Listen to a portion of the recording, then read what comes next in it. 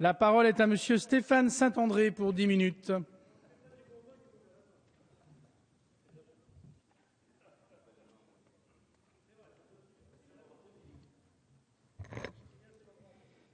Monsieur le Président, Monsieur le Ministre, Madame la rapporteure, Monsieur le Président de la Commission des lois, mes chers collègues.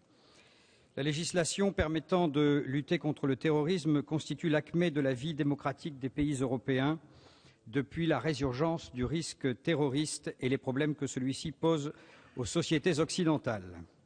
Ces problèmes, au-delà de la lutte politique de tous les instants contre le développement et l'activité des groupes terroristes identifiés comme tels, concernent également l'effectivité des moyens juridiques que l'État se donne pour prévenir et sanctionner pénalement ces actes. On se souvient des débats passionnés auxquels a donné lieu l'examen au Royaume-Uni de l'Antiterrorisme Act en 2001 et du rappel effectué par la Chambre des Lords au gouvernement de Sa Majesté de l'applicabilité aux citoyens de la couronne britannique comme aux résidents étrangers des dispositions de l'habeas corpus de 1679. La France n'a pas d'habeas corpus, mais l'ensemble des règles et des principes de valeur constitutionnelle existent pour faire respecter les droits et libertés individuelles, tout en permettant la protection de l'ordre public. À chaque étape, le législateur a dû veiller à la conciliation de ces principes. Elles ont été nombreuses. Pour ne citer que les plus récentes, les lois du 15 novembre 2011 relatives à la sécurité quotidienne, du 23 janvier 2006 relatives à la lutte contre le terrorisme, partiellement modifiées par la loi du 13 décembre 2011, sont venues renforcer l'arsenal juridique de l'État pour réprimer les actes de terrorisme. Mais il s'agit également de prévenir les actes de terrorisme, actes qui, sur le terrain judiciaire, ne peuvent être appréhendés qu'individuellement, ce qui suppose d'incriminer les actes préparatoires à d'éventuelles activités de nature terroriste. Un projet de loi déposé au Sénat un peu tardivement à mon goût par le précédent gouvernement visait à renforcer la prévention et la répression du terrorisme, immédiatement après l'affaire de la tuerie de Toulouse et de Montauban.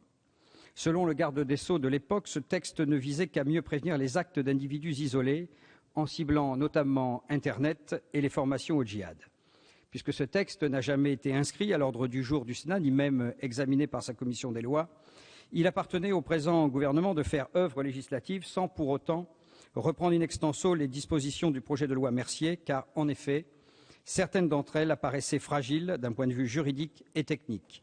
Je pense en particulier à la répression spécifique de l'instigation en matière de terrorisme ou le délit de consultation habituelle de sites terroristes, à l'instar de ce qui est déjà prévu en matière de consultation de sites pédopornographiques. L'œuvre législative, nous y sommes, et les députés du groupe 2RDP vous en remercient, Monsieur le Ministre.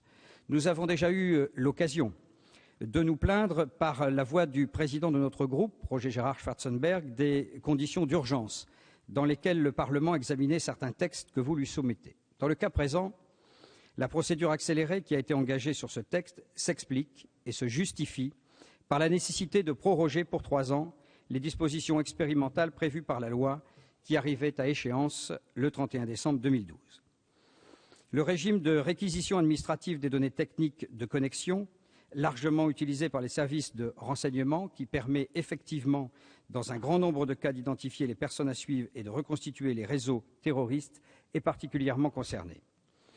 L'article 2, qui constitue le pilier de ce projet de loi, mérite que l'on s'y attarde.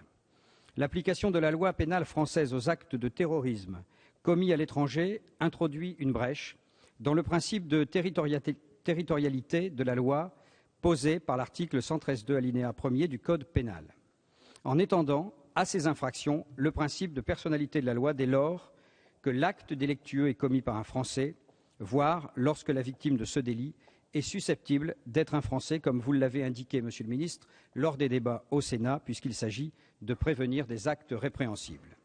S'il y a une continuité territoriale de la menace, nécessitant une continuité territoriale des poursuites, l'application de la loi pénale française à des étrangers ayant commis des actes de nature terroriste à l'étranger sera certes toujours conditionnée par la réciprocité d'incrimination, l'application de la règle non bis in idem et la difficulté souvent d'obtenir l'extradition de l'auteur du délit. La résidence habituelle de ce dernier ne fera pas obstacle à l'application de ces règles. Mais cette notion de résidence habituelle permettra d'étendre la loi pénale française aux personnes en situation irrégulière, ce qui est souhaitable depuis que la Cour de justice de l'Union européenne a estimé, le 5 juillet 2012, que le séjour irrégulier d'un étranger ne pouvait être considéré en soi comme un délit et qu'il ne pouvait, de ce seul fait, se voir appliquer une peine privative de liberté. C'est dans un autre projet de loi que le gouvernement actualise le droit en la matière, en créant une retenue pour vérification du droit au séjour, le régime de la garde à vue s'avérant trop fragile juridiquement et celui de la rétention administrative ayant été exclu par la Cour dans un arrêt du 6 décembre 2011.